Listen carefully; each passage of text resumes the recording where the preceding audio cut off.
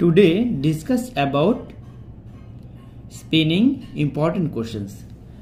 তো আজকে স্পিনিং এর কিছু ইম্পর্টেন্ট কোশ্চেন্স নিয়ে আসলাম।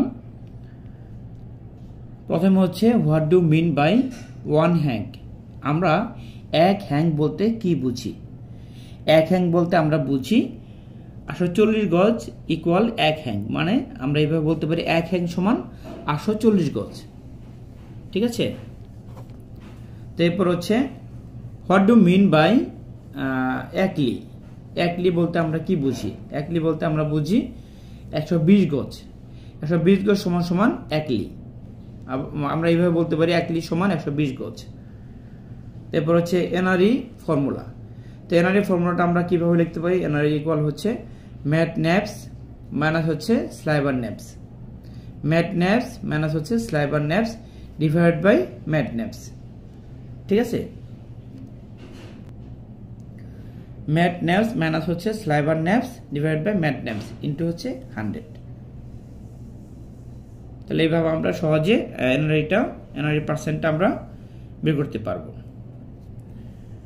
তো এরপর হচ্ছে হোয়াট ইজ স্লাবিয়ান।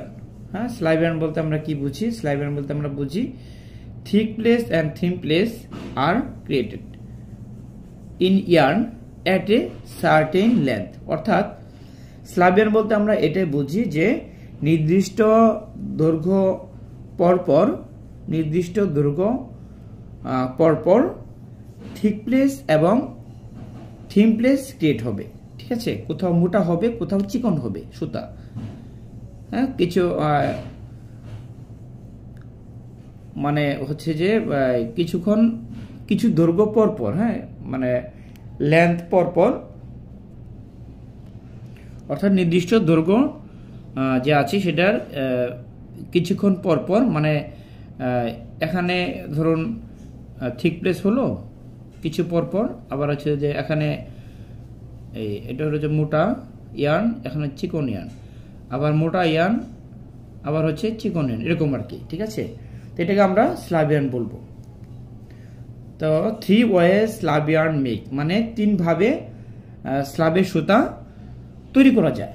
ঠিক আছে, একটা হচ্ছে যে ড্রাফটের মাধ্যমে, আরেকটা হচ্ছে টুইস্টের মাধ্যমে, আরেকটা হচ্ছে ইনজেক্ট, হ্যাঁ ইনজেক্টের মাধ্যমে। ঠিক আছে, তো এ হচ্ছে আজকের টপিক। তো আশা করি বুঝতে পেরেছেন। আজকে এ পর্যন্তই, পরবর্তীতে নতুন একটি টপিক নেব ইনশাল্লাহ। ততক্ষণ ভালো থাকবেন। আল্লাহ হাফেজ।